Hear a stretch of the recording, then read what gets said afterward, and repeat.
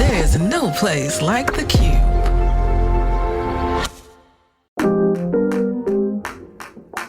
Hey, I'm Darren. And I'm Esther, and this is Second Sunday, a podcast about Black queer people finding, keeping, and sometimes losing faith.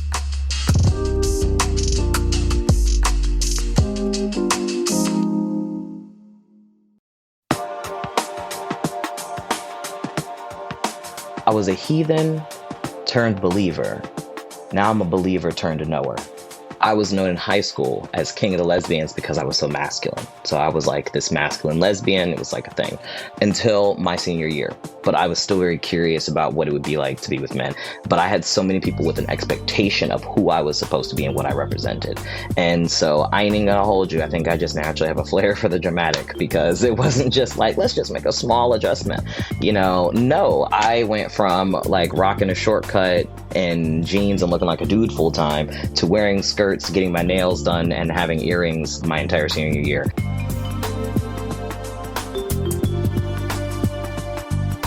Dexter Davis is a motivational speaker, advocate, and artist currently living in Hampton, Virginia. Dexter is dedicated to creating spaces of connection, education, and empowerment. Currently, Dexter works as a community health navigator at the LGBT Life Center and serves in multiple capacities with organizations such as the Men in Transition, the National Transgender Sports Association, and Black Trans Men Can Cook. Dexter started life as king of the lesbians, but he went on a journey that would lead him through realizing his identity as a trans man and, surprisingly, into some very traditional spaces. Okay, so Darren, I grew up in really traditional worship spaces, and I grew up steeped in that church culture and that tradition that was centered on Christianity. So feeling the presence of God was familiar to me at a really young age. But I'm curious, when was the first time that you felt the Spirit of God? I mean, you got to have me go back there. I think the quick version is I was singing Perfect Praise, aka How Excellent, in church. That'll do it.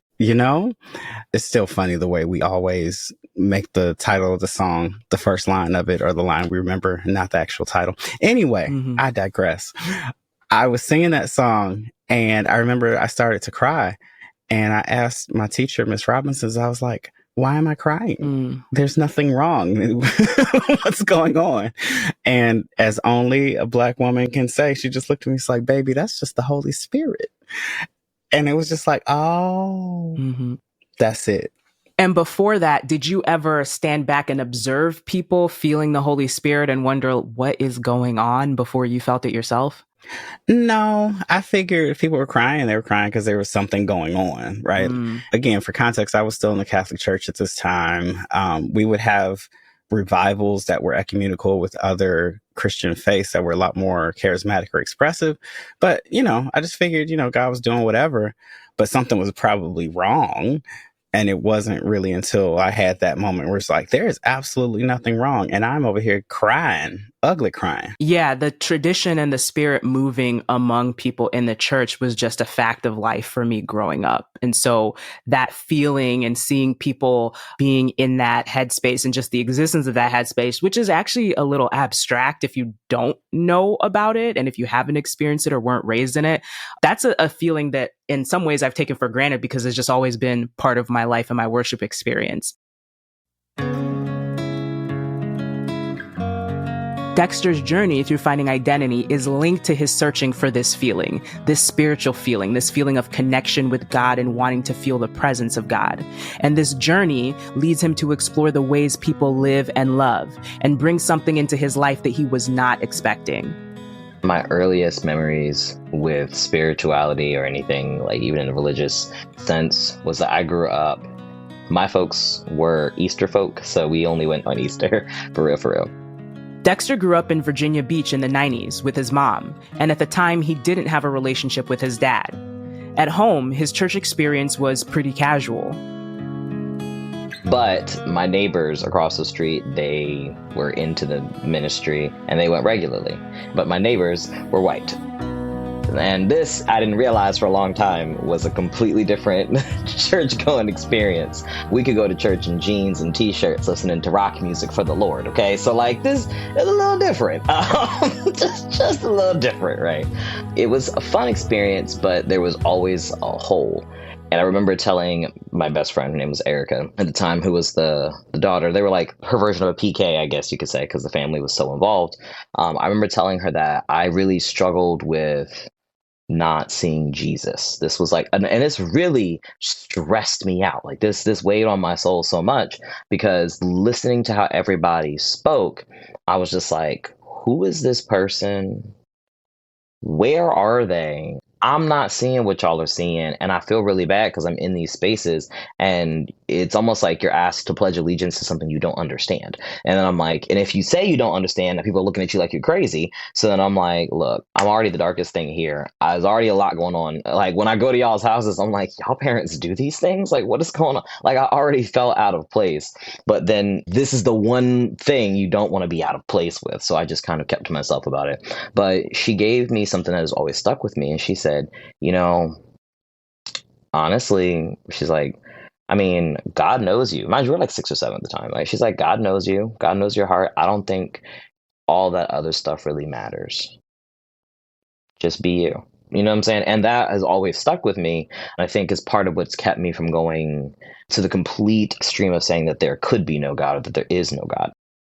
When they finally moved, I stopped going to church because no one else, took me to anything like that. But I had friends of different spiritual systems.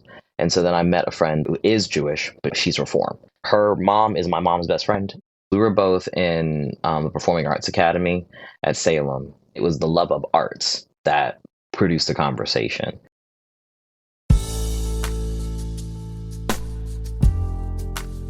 I think it was like an instant connection, but I'm glad because it was like a gateway into this insane spiritual journey that I've taken that actually culminated in me becoming Dexter in the first place. I'm a transgender man, so I was born as a girl. So during this time, I'm actually a whole female up until this point, which is important because that was how my understanding was informed, right? In school, I was known in high school as King of the Lesbians because I was so masculine. So I was like this masculine lesbian. It was like a thing until my senior year. And up until that point, I think you could say I had a breakdown. It was like a breakthrough. It was a breakup. It was a lot of breaking. This has been my lived experience as essentially being a lesbian for the first 3 years of high school. But I was still very curious about what it would be like to be with men. I was actually, at this point, curious about it. But I had so many people with an expectation of who I was supposed to be and what I represented. And so I ain't even gonna hold you. I think I just naturally have a flair for the dramatic because it wasn't just like, let's just make a small adjustment. No, I went from like rocking a shortcut and jeans and looking like a dude full time to wearing skirts, getting my nails done, and having earrings my entire senior year. Freaked everybody out and myself. So, it was a lot, right? But I was doing this to try and find myself. Dexter graduates high school and goes to Ithaca College, where he meets someone at an elevator, and the experience changes the trajectory of his spiritual journey. I'm living in an all-girls dorm. I live on the 6th floor. We have 13 floors in this building and only 2 elevators. So when one elevator's down, you only got one, and you got a bunch of freshmen, which means the elevators almost are never in order. So this day I decided I'm not waiting for these elevators. I just need to get me some snacks. I'm just going to walk down the flights of stairs to the 2nd floor so that I can go get me some snacks. As I'm walking down the stairs, there's a random girl in the hallway. And I'm like, okay. And she was like, hey, can you help me? And I'm like, this is giving stranger danger. Like, you standing outside of a door and you ain't got no key. What's going on? And she said, you're not going to believe this, but I'm Jewish. Like, that was supposed to explain why you're locked out. I had a Jewish friend before, but like never have I been in this situation. What is going on? It was Friday night. And so she was like, tonight's the Sabbath. I'm conservadox, but my family's conservative. She said, so it's Shabbat. I can't use the door. So she has a key card and she's not allowed to carry anything on that day. And the key doors are all electronic. So she's like, I can't use any electronics on the Sabbath. So now I had to open the door to get something. And then the door shut behind me. And she's been out here trying to get back into her room for the last hour since. And so I was just like, I'll let you in. But like, I now have more questions. And so that is what opened the door.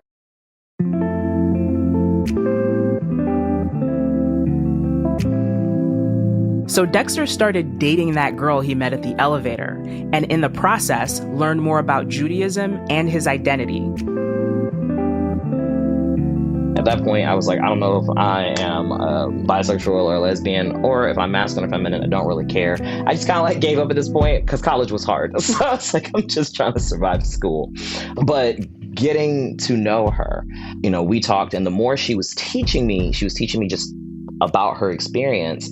We were just growing closer. And one day, out of the blue, just to give you an idea, she's a writing major. What do writing majors do? They are blunt people. 2:30 in the morning conversation. It just comes out of nowhere. And it's like, did you ever think you might be transgendered? And I'm like, this is what we just do up here in these northern states. Y'all don't have southern hospitality or nothing. And how dare you? And what? Tell me more. So she was just like, in the time that I've known you, you just haven't really seemed satisfied in who you are, but it's like, who you are. And she's like, it's just something I wanted to ask you if you ever considered or thought about it. I had one friend who had transitioned when I was in high school, so I wasn't completely unfamiliar to the concept. So then it got me thinking, and then I went down an entire path of doing research. And then I was like, oh, yep, that describes a lot of things. A lot of this is making sense and it's lining up. All right, down. Interesting for me, I will say that my transition and my spiritual journey actually coincided and started at the same time.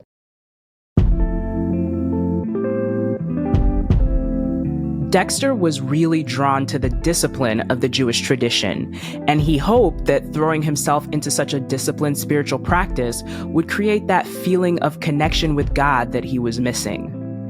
He was also beginning to consider his identity as a trans man at around the same time, and a conversation he had with his girlfriend about the process of converting to Judaism led to a major point of clarity. The question she asked was, if you are going to do this, then you have to make the decision, do you want to be a Jewish man or a Jewish woman? Because there is no really in between. So it's which one are you going to make that decision? And it kind of solidified, okay, you know what? I'd rather be a man. If that's the case, it's going to be a Jewish man. I think for my mom, the most stressful coming out was me trying to go to college for literally barely 6 months and then coming back saying I'm now trying to be an Orthodox Jewish man. Like, I feel like of all of the things at this point, the man thing, all right, like I'm not surprised, but why you gotta be Jewish? Like, do you know what we eat? But I will say, despite any of the hurdles we have come through, she has always tried her best to be supportive as best she could. Darren, what do you think is more stressful for a mom? Do you think it's about their son coming out as a trans man or their son coming out as a Jewish man when you are a Black Christian mom? I mean, at the end of the day, it's your child coming out as Black is the stress and everything else is a complication of the stress that you're trying to navigate. So she's pre-stressed. Right. It's pre-stressed. It's been preloaded. But, that's a hard one. There's both crossing the gender divide where there's things that get implicitly taught to and expected of people who are assigned female at birth. And there's the parts where culturally we tend to not know much or not have good feelings toward Judaism, sometimes based on experience, but often based on just the ways that the world is a mess. It's a lot, and I get it. I think that if I told my mom flat out that I didn't believe in Jesus, that would be the hardest. Or that I was pursuing a faith that didn't hold Jesus in the same light as our tradition holds Jesus, that she would just be like, oh, so you just don't want the ticket, huh? She's like, I'm going to go send you to see Jesus. Oh my goodness. Now, before you maybe had the ticket, but you might have been sitting in the back, but now you just don't even want to be on the train. Lord. So hats off to Dexter's mom, because I know that probably wasn't an easy conversation, knowing that they come from a culture adjacent to the one that we come from.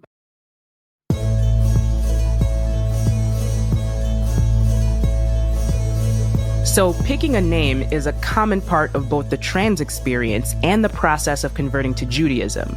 So Dexter goes through this whole process of trying to pick a name that fits both his identity and his newfound spiritual journey. I started around Purim. The story is right around April. This is actually right around the time that I came into my journey around 2013. Purim, the story of Mordecai and Esther. And it's the story of, Esther and her people, and the story of Mordecai around, right around the same time of year.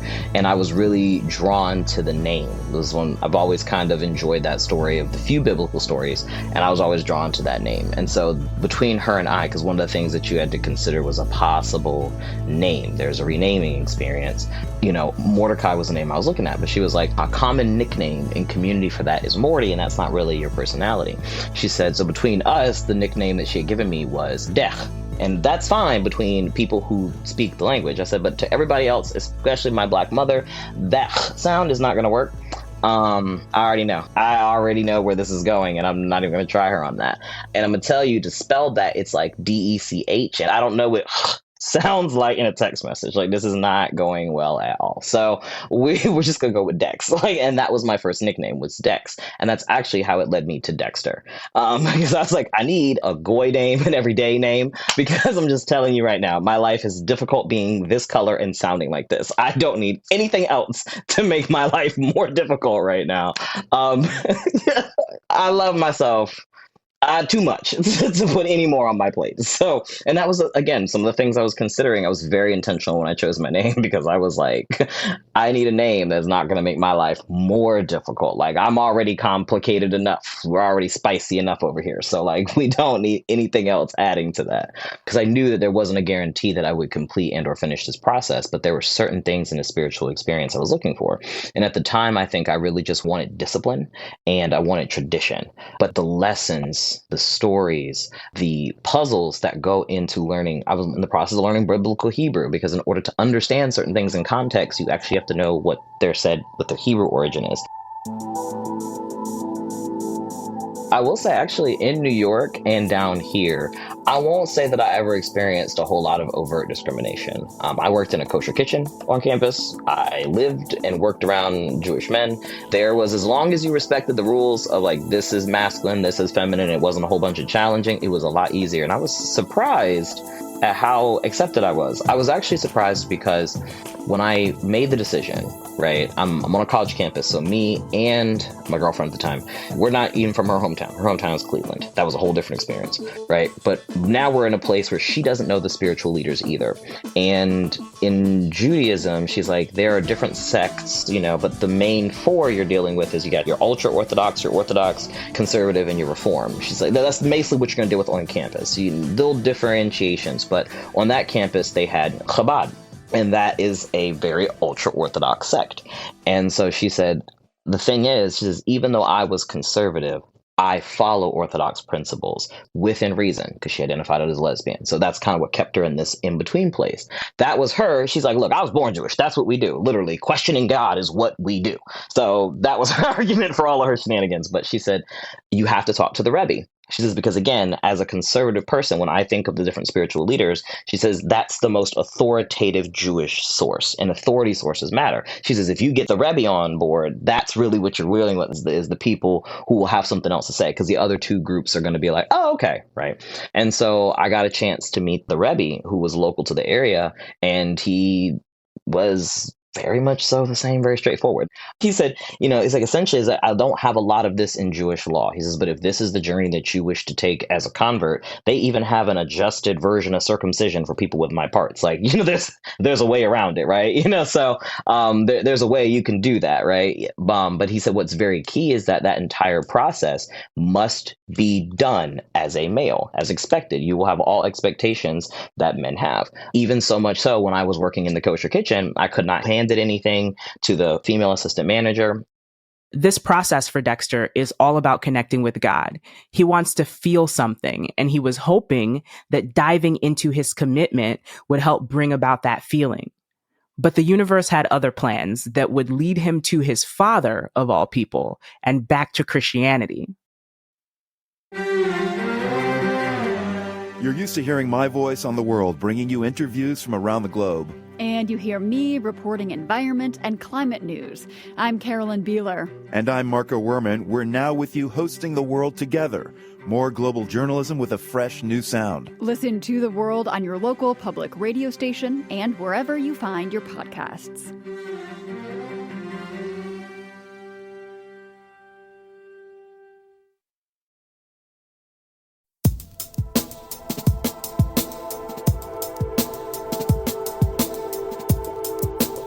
having the acts of tradition, I was hoping that doing these things would be what created that spiritual experience.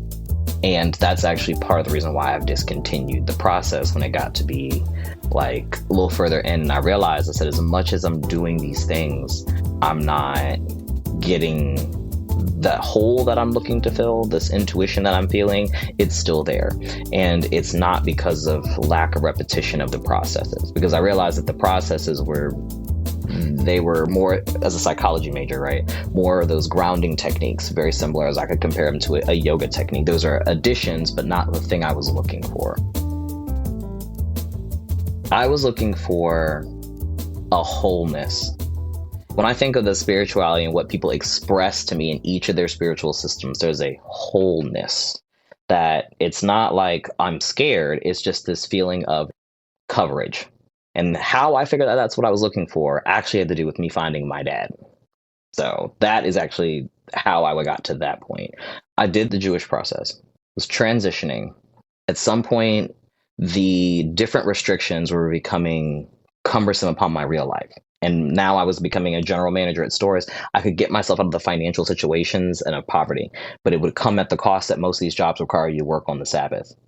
If I can't work on the Sabbath, I can't work. And now I'm back in the same place.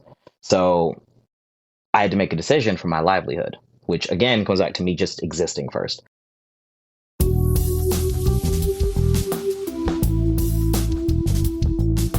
As I continued that, as I became a manager, I hired a friend, and in this process, my manager's like, you should Google your friends. You should actually do that sometime. But I'm gonna let you make this mistake. And when she told me, you can just do a background check on people, that's when it clicked in my mind that I could look up my dad. I had his name, his birthday, and his social security number. Found my father for 97 cents online. Very fascinating. Ended up calling my biological brother, left a voicemail on his work voicemail, which I already know had to be wild.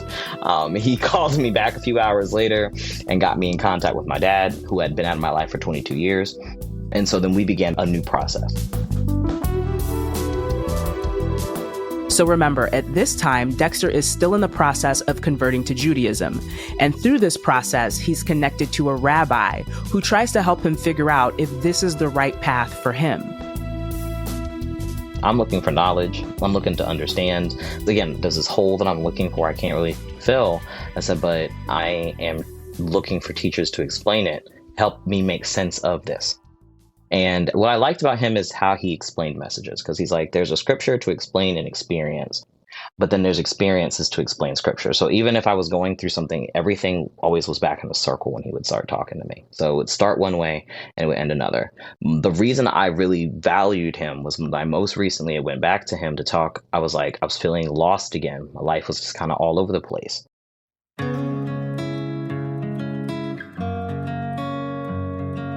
Dexter still had questions about a lot of things, including the faith he'd seen people like his childhood neighbors practice.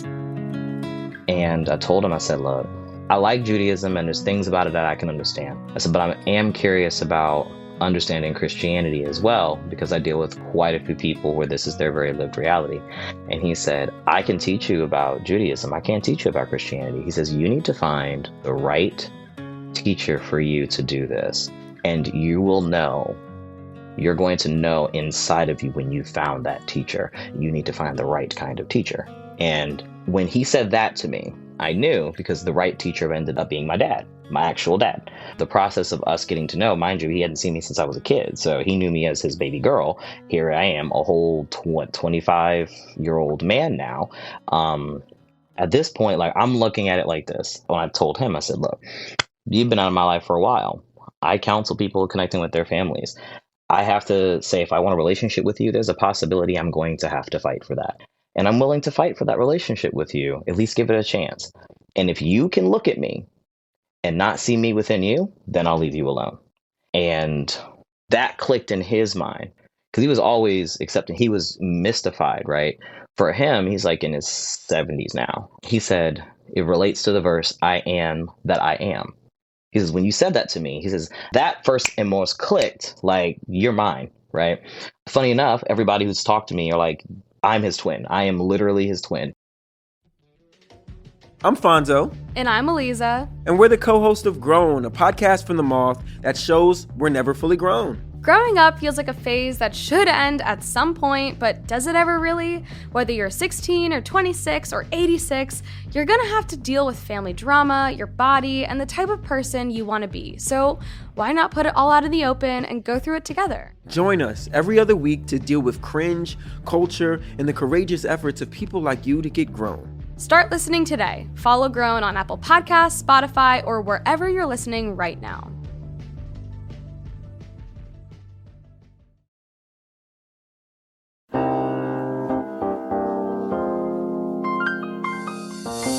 I was like, you couldn't parent me out of you because I am the most like him. My grandfather was still alive. I got a chance through my big brother to, meet everybody on a Zoom before my grandfather passed. My grandfather was in his 90s. My grandfather is my dad's stepfather. So he chose him and, he was there for him as a father and he was counseling him all through this experience.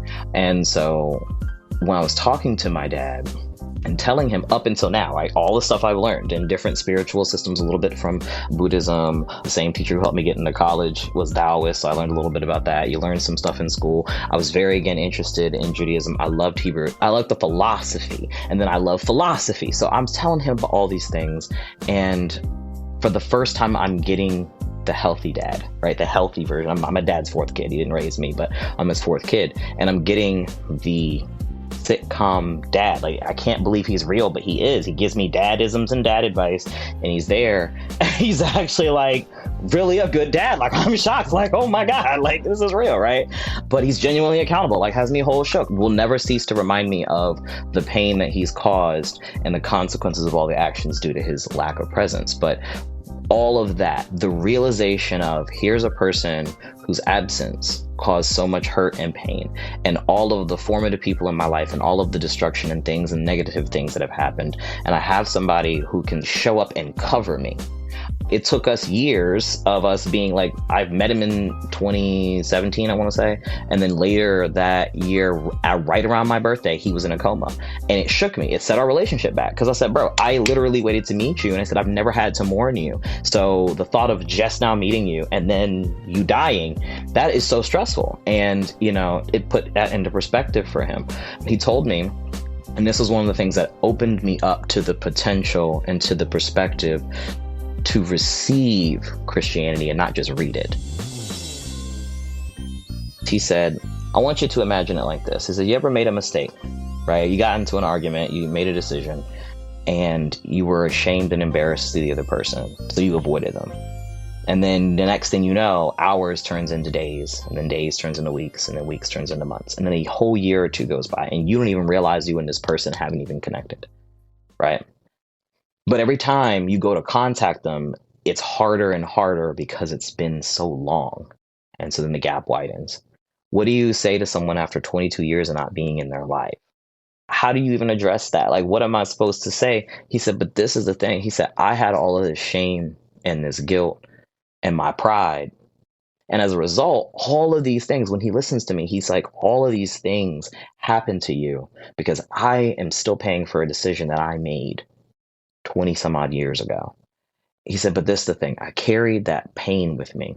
And when you came back into my life, I kept saying to my granddad, he said, because I kept saying to my granddad, he was just like, I'm not worthy. You know what I'm saying? I'm not worthy of this. My granddad said, you need to pray on that. Because you ask God for your children back. You ask God for your family back. But I need you to pray on that. And he said, the message that I received, especially when I was in that coma, was this. He said, I beat myself up for so long. I was full of so much shame and guilt that it kept me from you. I punished myself because of that. And in doing that, he said, I had a conversation with Jesus and it went, man, don't you think I already paid for that? He said, you've been making this decision and you've missed out on all this time because you're paying for something. You're paying a debt I already paid. You don't owe. But he said, you know what? You don't want to hear me, so let me show you. Now I came to him. He said, I was a heathen turned believer. Now I'm a believer turned knower. And so he said, at the time that you met me, I was coming from being a heathen and just doing for me. And I came to a place where I started to believe in God. And you came into my life. Now, again, we've been disconnected. Everything about me to someone else could say, you got to be this, you got to be that, right? I came to you as a man. I'm a queer man at that. All of these differences. I'm not even like, oh, I'm a staunch. And all of the things about me that could be problematic, right? And he said, but this is the thing. Every fact in your life says I don't love you. And I'm going to tell you right now, love is action. It's a feeling. I had love for you. He says, but love is action. Love is what you do. He said, I wasn't there for you. I didn't reach out. I didn't contact you. His current wife was trying to find me, but because I changed my name and I did these things, they didn't know how to find me, right? He says, but everything that I did showed you I did not verifiably love you. And I wouldn't be a man if I couldn't stand on that and say, I didn't love you. He said, and if you had followed fact and science, which you had total rights to do that, you would have never reached out. Why reach out to this man? He ain't tried nothing for you. He don't care about you. He don't love you. Nothing in his actions say he cares about you. Nothing say he love you. So why are you going to sit here all this time? It's the internet. He could figure it out. He said, but something in you believed in me. And when I talked to him, I said, number one, the kind of man you were, my mother never said anything negative about you. Whatever you were was a reflection of me. I have to get to know that person. She never had a negative. She told me of your dates. I wanted to be you so badly. She never had anything negative. So that already let me know. I said, she salvaged that part of that relationship. I said, number two, there was this thing, that child in me. And he said, that faith of a mustard seed.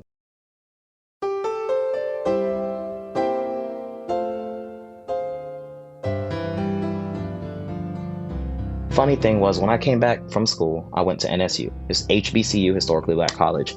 One thing they will do here is put Bible verses in the classes you would never expect, okay? And I had this class, was my health class, and that's why I learned the Bible verse, the faith of a mustard seed.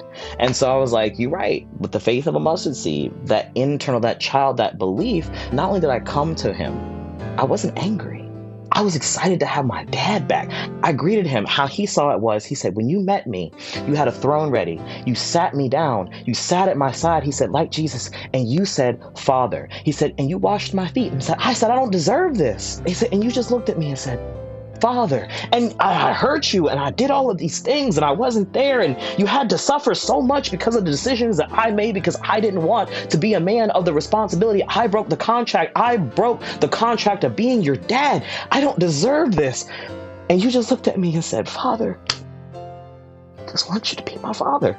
And he said, and one day I realized you were giving me the chance to be a father. He said, so you teach me every day how to be a dad, by offering me that chance to do that. And what I realized was the kid in me has been healing over the years because every time I have been in a situation and it's been very bad, like 2:30 in the morning, I had to call the police. I had crazy roommates. I had an issue with my car. The tires blew. I could have died in the process. I didn't have AAA. Like I had all these crazy situations where I needed someone. When I called him, mind you, he's a truck driver, so he could be anywhere at any time. Every time I called him, he answered. And he couldn't always take the situation away. And I wasn't calling him to do that. I was calling him to first just cry and fuss and get it out. And then he would help me solve the problem. And he showed me what covering looks like.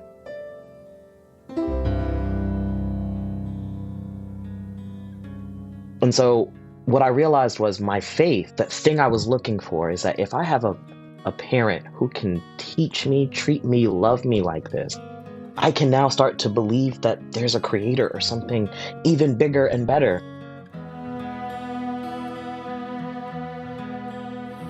And that covering was very timely because he found himself suddenly mourning the loss of one of the most important people in his life.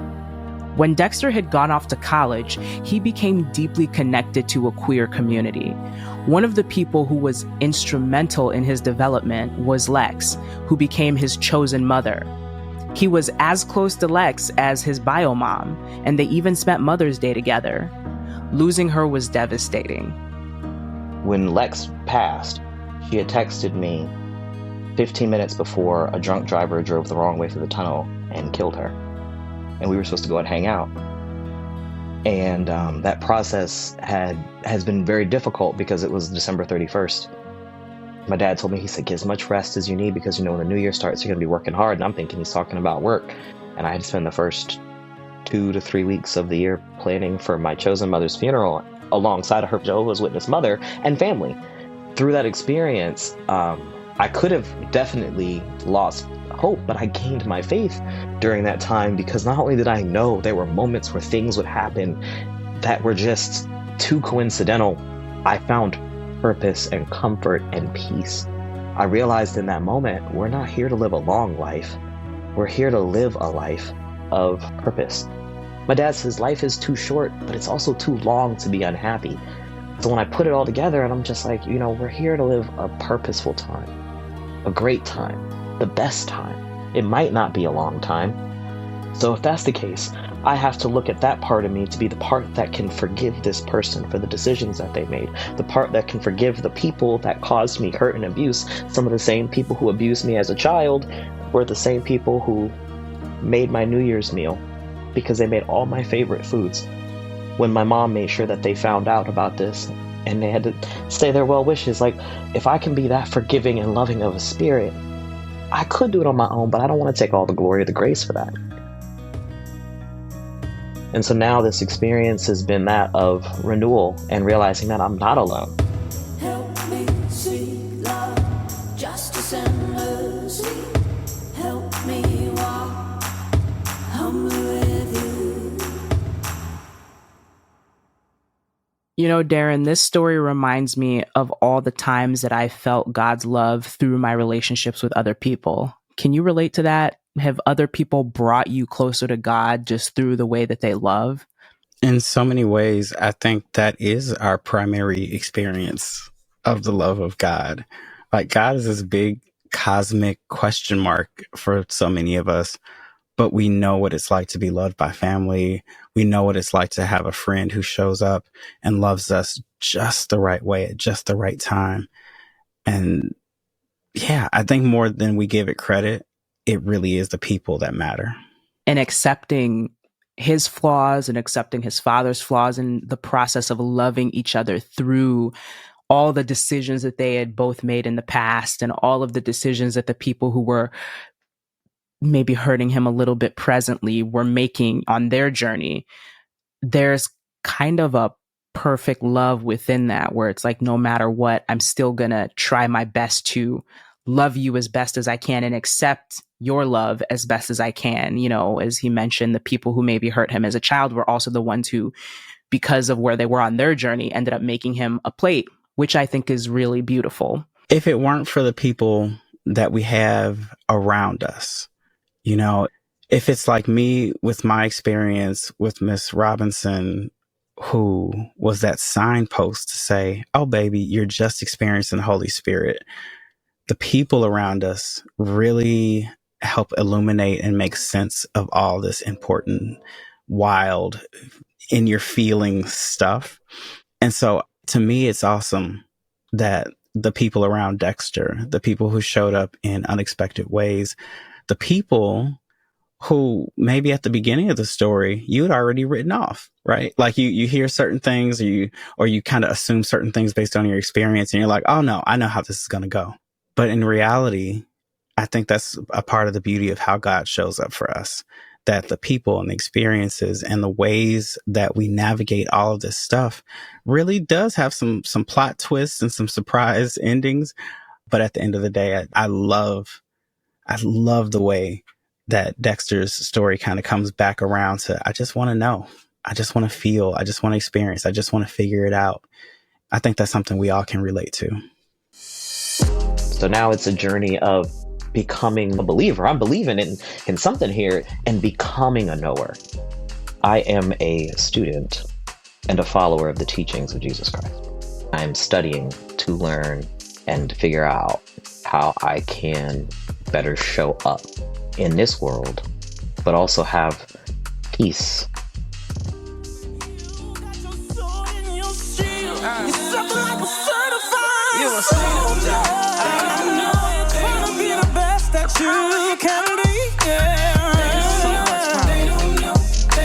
The Second Sunday podcast is hosted by Esther and Darren Calhoun. But podcasting is a team sport, so a big thank you to our dream team. Our producers, Esther Ikoro, Anna DeShawn, and Nichole Hill. Our associate producer, Amber Walker. Our sound designer, Florence Barrau-Adams, and our managing producers, Jocelyn Gonzales and Courtney Fleurantin. Our opening theme song is Maya B's original track titled They Don't Know. You should download the full song today. To learn more about today's guests or the show, visit our show notes on our website, secondsundaypod.com, and on Instagram @secondsundaypod. Second Sunday is a production of The Cube, spelled with a Q, in partnership with the PRX Big Questions Project, which is generously supported by the John Templeton Foundation and produced by PRX Productions. The Cube is your #1 curated platform to discover the best BIPOC and QTPOC podcasts. Support this show and more like it by joining the Cube app and follow the Cube across social media @the Cube app. Thank you for listening, and we'll see you next episode.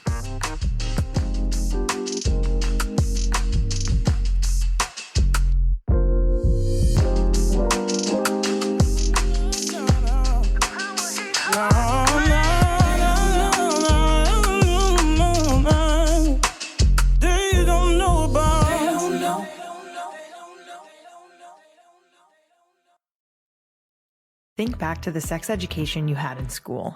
If it was anything like mine, it was stigmatizing, judgmental, and totally unhelpful.